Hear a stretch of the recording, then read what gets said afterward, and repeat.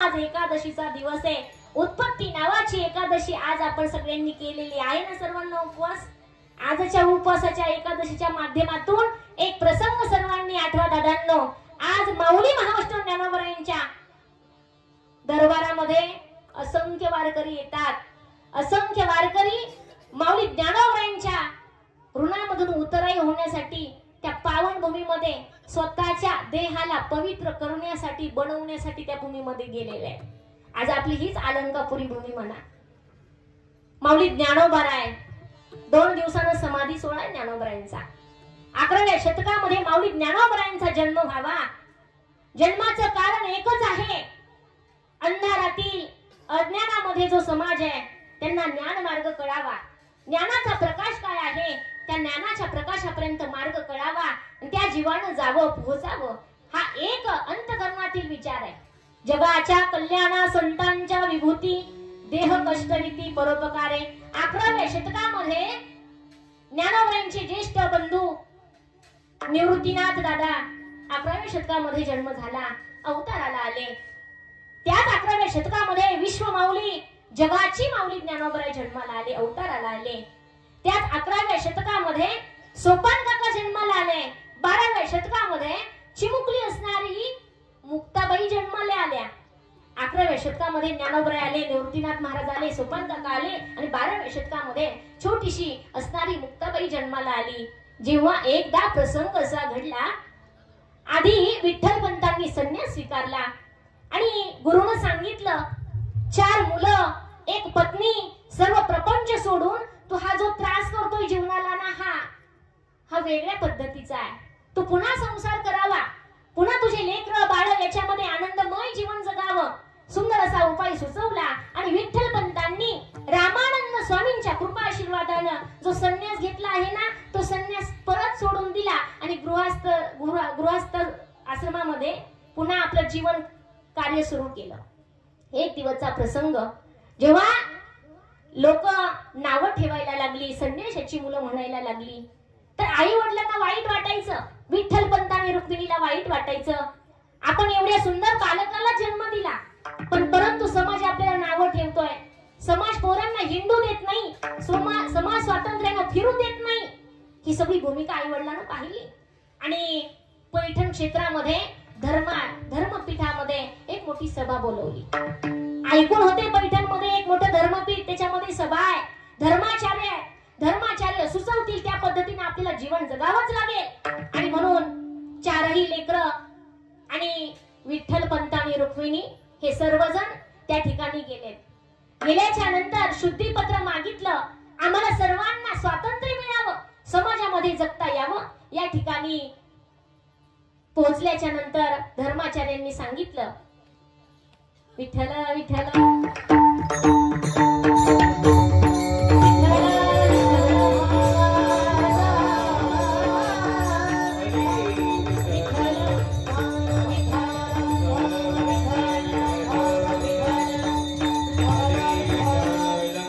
धर्माचार्यांनी सांगितलं, तुम्हाला शुद्धीपत्र देतो, देहांत प्रायचित्त प्रसंग सर्वांना ज्ञात आहे। मला फक्त स्पर्श करून पुढे जायचंय। मातेचं अंतःकरण किती मोठं असतं। शुद्धीपत्र घेतलं, नाराज चेहरे आई वडिलांचे।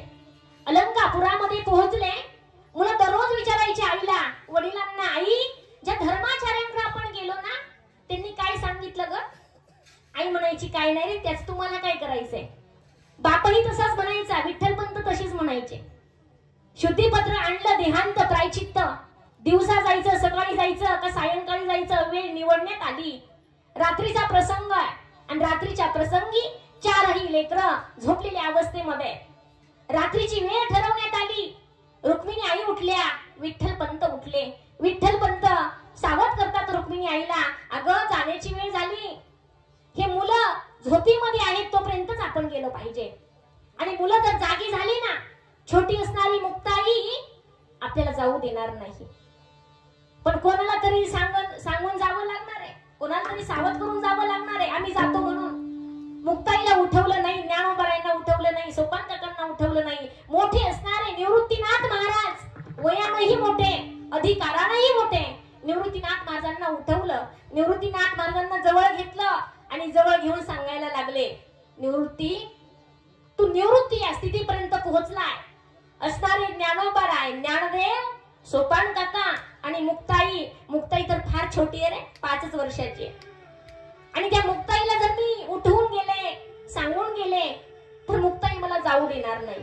निवृत्तीनाथ महाराजांना सांगितलं, निवृत्ती, आम्ही गेल्याच्या नंतर तू या तिन्ही मुलांचा बापही तूच व्हायचा आणि आईही तूच व्हायची.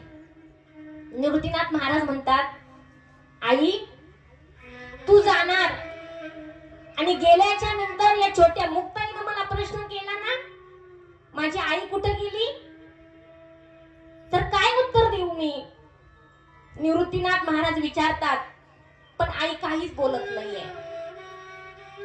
देवाला चालली म्हणून सांगून जाते. मुक्ताईने विचारलं तर सांग, आई देवाला गेली.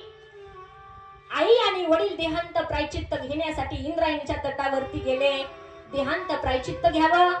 सकाळ झाली, पहाट झाली. पहाटेच्या प्रसंगी निवृत्ती, ज्ञानोबाराय, सोपान काका आणि मुक्ताबाई उठल्यात. छोटीशी मुक्ताबाई इकडं तिकडं शोध घेते, आई कुठं दिसत नाही, आई कुठं गेली. निवृत्तीनाथ दादाने सांगायला सुरुवात केली, मुक्ता, आई देवाला गेली. मुक्ता म्हणते, आई दररोजच देवाला जाते, आज थोडा उशीर झाला ग तिला यायला. मुक्ता म्हणते, किती वेळ लागेल यायला दादा? निवृत्तीनाथ महाराज म्हणतात, आई गेली ना ज्या देवाला, ज्या भगवान परमात्म्याला पाहिला, तो प्रवास खूप लांबचा आहे आणि तो प्रवास आता थोड्या दिवसाचा नाही, कधी येणारे मला माहिती नाही, पण लांबच्या देवाला गेली. तितक्यात काय झालं, पिंपळावरती एक चिमणीचं घरटं निवृत्तीनाथ महाराजांना दिसलं आणि निवृत्तीनाथ महाराजांनी मुक्ताबाईला सांगितलं, मुक्ता, या पिंपळावरती एक चिमणीचं घरटं आहे, आपण कालही पाहिलं होतं, जे आजही पाहतोय. त्या चिमणीनं 2 पिल्लांना जन्म दिलाय, पण कालपासून जे पिल्ल आहेत ना, ते पिल्लच आपण पाहतोय, आजही पिल्लच आपल्याला दिसतात. त्या मुक्ताईनं प्रश्न केला निवृत्तीला, दादा, या पिल्लांची आई आपण इथून माघारी पाहिली होती, पण कालपासून नाही दिसली आपल्याला. निवृत्तीनाथ महाराज म्हणतात, या 2 पिल्लांची माय कालपासून गायब झाली, गुप्त झाली. मी एक अंदाज लावतो. निवृत्तीनाथ महाराज म्हणतात मुक्ताबाईला, मुक्ता, एक घार आली आणि त्या घारीनं या 2 पिल्लांच्या आईला आकाशामध्ये नेलं. तसंच झालं होतं या लेकरांचं. घार आली, ती घार कोणती, तर देहांत प्रायचित्त नावाची घार आली. धर्मपीठानं तो आदेश सुनावला होता, देहांत प्रायचित्त. देहांत प्रायचित्त घेतलं. ऐका ताई दादांनो, त्या मुक्ताबाईनं जेव्हा आईला विचारण्याचा प्रयत्न केला, आई मला पाहिजे, त्यावेळीचा प्रसंग त्या मुक्ताबाईचा कसा झाला होता, जसा पाण्यामध्ये मासा असतो दादा, आणि पाण्यामध्ये राहणारा मासा पाण्यातून बाहेर काढला, आईला देहांत प्रायचित्त घेण्याच्या अगोदर त्या आईचं अंतःकरण त्या माशाप्रमाणे झालेलं होतं. कासावीस प्राण जीव तळमळी, कासावीस प्राण जीव तळमळी. तसं मुक्ताबाईची अवस्था झाली आणि मुक्ताबाई विचारते, दादा, आपल्याही आई वडिलांना त्या घारीनं नेलं का रे? ऐका ताई दादांनो, सांगून गेले होते आई वडील, निवृत्ती, तूच यांचा बाप होणार, तूच यांची आई होणार. त्या मुक्ताबाईला मुक्ता या नावानं नाही संबोधत माझे निवृत्तीनाथ महाराज. तेव्हापासून आईची उपाधी माझ्या मुक्ताबाईला निवृत्तीनाथ महाराज देतात. तेव्हापासून निवृत्ती दादांचीच आई नाही, तर जगाची मुक्ताबाई झाल्या, मुक्ताई झाल्या. आणि मग एक दिवसचा प्रसंग असा घडला, आई तर देवाघरी गेली, वडील देवाघरी गेले, दिवाळ सण जवळ आला आणि असणारे सर्व भावंड एकत्र बसलेले आहेत आणि सगळे बाहेरचे जे मित्र परिवार आहेत त्यांच्याकडे समाजाकडे जेव्हा दृष्टिक्षेप टाकला, तेव्हा समाजामध्ये कोणी नवीन कपडे घातलेले आहेत, कोणी गोडधोड पदार्थ हातामध्ये आणलेले आहेत.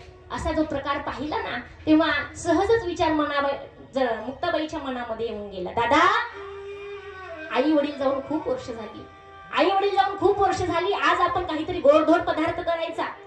आज आपण काय करू, मांडे हा पदार्थ तयार करू, प्रसंग सर्वांना न्याते, मला हा अधिकार सांगायचा आहे. आईच्या जाण्यानं पाठीमागे ज्या मुली असतील ना, मुली आदरणीय कुसुमताई आणि आशाताई, आज आपण आईला पोरकी झालो.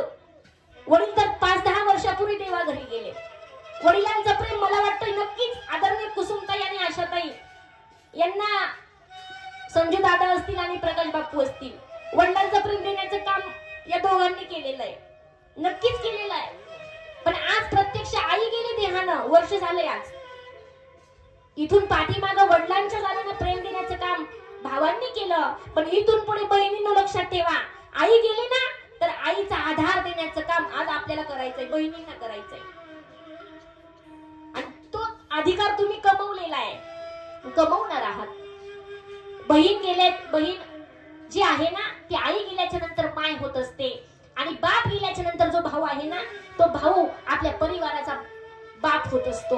बापाचा आधार, बापाचं जे अंतःकरण आहे ते देण्याचं काम तो भाऊ करत असतो. आज बापालाही पोरका झालाय हा परिवार आणि आईलाही पोरका झालेला आहे. एक दिवस प्रसंग असा आला आणि माझ्या मुक्ताबाईंच्या मनामध्ये विचार असा आला, आपण मांडे हा पदार्थ बनवायचा आणि तो मांडे हा पदार्थ आपल्या भावांना खाऊ घालायचा. मांडे भाजण्यासाठी खापर आणायला गेली माझी चिमुकली मुक्ताबाई.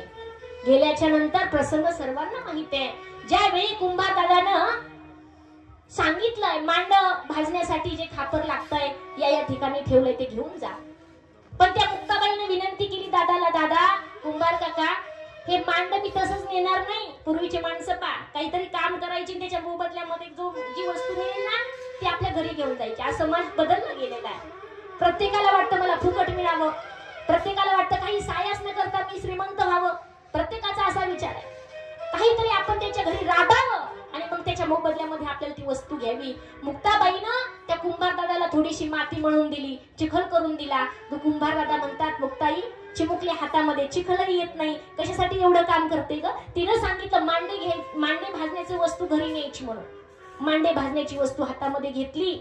पण ती वस्तू इतर समाज पाहिल, असणारे विशोबा काका पाहतील आणि म्हणून आपल्या पोलक्यामध्ये, आपल्या परकरमध्ये, फ्रॉकमध्ये लपवण्याचा प्रयत्न केला. इंद्रायणच्या तटावरून ती छोटीशी चिमुरडी मुक्ताबाई मांड घेऊन निघाली, मांड भाजण्याचं साहित्य घेऊन निघाली. निघाल्याच्या नंतर विशोबा काकांनी पाहिलं आणि जवळ बोलावलं, खापर फोडून टाकलं, त्याच्यावरती नाचले विशोबा काका. पुढचा प्रसंग सर्वांना ज्ञाते. ऐका, बहीण जीवनामध्ये किती महत्वाची आहे. त्या मुक्ताबाईनं जेव्हा घरी जाऊन पाहिला हा प्रकार, तर ज्ञानोबाराय यांना न सांगता तो विषय कळाला. ज्ञानोबाराय ताटीच्या दारामध्ये आपल्या छोट्याशा छपराच्या घरामध्ये ताटी लावून घेतली आणि मोठ्या मोठ्याने हरडा फोडू लागले. सोपान काका चूल बांधण्याचं काम करतात आणि जे निवृत्तीनाथ महाराज आहेत ते आपला मधुकरी कोरडा शिदा गोळा करायला चाललेले होते. सगळा प्रकार पाहिला आणि ज्ञानोबाराय रडायला लागले. माझी मुक्ताबाई म्हणते, ज्ञानोबाराय रडता कशाला? रडून कवर चालणार? रडत बसला तर हा समाज असाच त्रास देणार आहे. मग तिथं योगाग्नीनं आपली पाठ लालबुंद केली आणि योगाग्नीनं लालबुंद करून त्या छोट्याशा रडणाऱ्या मुक्ताबाईला आदेश केला, मुक्ता मांडेची सुरुवात कर, तयारी कर, मांड भाजायला घे, तयार कर.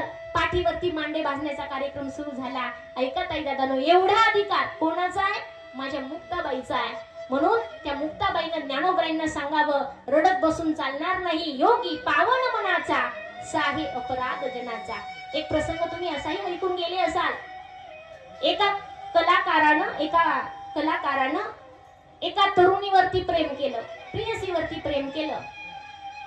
तिनं एक दिवस विचारलं त्या तरुणाला, एवढा जीव लावतो, एवढं प्रेम करतो, किती प्रेम करतो? त्यानं मनातली भाव सांगितला. म्हणे मी आईपेक्षा जास्त प्रेम तुझ्यावरती करतो. किती प्रेम करतो? म्हणे आईपेक्षाही जास्त. प्रेयसीने सांगितलं त्या प्रियकराला, म्हणे आईपेक्षा जर जास्त प्रेम करत असेल ना तर माझा एक प्रश्न आहे तुला, एक विचार आहे तुला, तो पटत असेल तर त्या विचाराप्रमाणे तू गेलो पाहिजे. आईपेक्षा जास्त प्रेम करत असाल ना तर आईचं काळीज आणून दे. चित्रपट पाहिला असेल तुम्ही. आईचं काळीज मला आणून दे. प्रियकरानं रात्री अपरात्री निघावं, हत्यार शस्त्र हातामध्ये घ्यावं आणि आईपर्यंत पोचावं. घामाघूम का झाला, धाप का लागली, दम का लागला विचारल्याच्या नंतर ती आईला उत्तर देतो, आई तुझं काळीज आणण्यासाठी इथपर्यंत आलो, एवढा सगळा त्रास करून घेतला. कोणी मागितलं, कशासाठी मागितलं हा भाव काहीच नाही व्यक्त केला आईनं. आईने सांगितलं लागतंय ना तर खुशाल काळीच काप आणि घेऊन जा. प्रसंग सर्वांनी ऐकलेला आहे किंवा तो चित्रपटामध्ये पाहिलेला आहे. आईने स्वतःच काळीज काढून द्यावं आणि काळीज काढून दिल्याच्या नंतर जेव्हा हा घेऊन चालला ना, दगडाला ठेस लागून पडला. दगडाला ठेस लागली, पडला. पण पडल्यानंतर त्याला सावरायला कोण नव्हतं, विचारायला कोण नव्हतं. विचारलं कोणी? काळजानं विचारलं. आईचा देह पण नव्हता. कोणी विचारलं? काळजानं विचारलं, तुला लागलं का रे? याला म्हणतात मातीची चित्ती अवघी बाळकाची व्याप्ती. ती आई आपल्या लेकरासाठी देहही विसरून जाते. देह विसरे आपुला जवळी घेता क्षीण गेला. एक दिवस असाही प्रकार येऊन जातो. आई काहीतरी रागवलेली असते आणि रागवल्या कारणानं मुलांचा तो भाव, मुलं दूर जातात, लांब जातात आणि आईला एक सांगतात, आई आता तुझ्या जवळ मी येणार नाही. असं रागारागानं होतं बरं का. आईला पण राग येतो, पण आईचा राग केवळ कुठपर्यंत असतो? तात्पुरता असतो आईचा राग. आपला राग असा, आई तू मला अशी बोललीस ना तर मी तुझं तोंड पाहणार नाही. इथले सोडून बरं का घारगावचे, नाहीतर तुम्ही तुमच्यावरती घेतात. आईला सांगतो तुझं तोंड पाहणार नाही. पण आई रागारागाने जरी बोलली तरी आई काय करते? त्या मुलाचा राग घालवण्यासाठी काहीतरी अभिलाषा दाखवते, काहीतरी हातामध्ये खाऊ घेते आणि तो खाऊ दाखवला की ते मूल काय करतं? महाराज अभंगाच्या तृतीय चरणामध्ये सांगतात, दावी प्रेम भाते, दावी प्रेम भाते, दावी प्रेम भाते, दावी प्रेम भाते.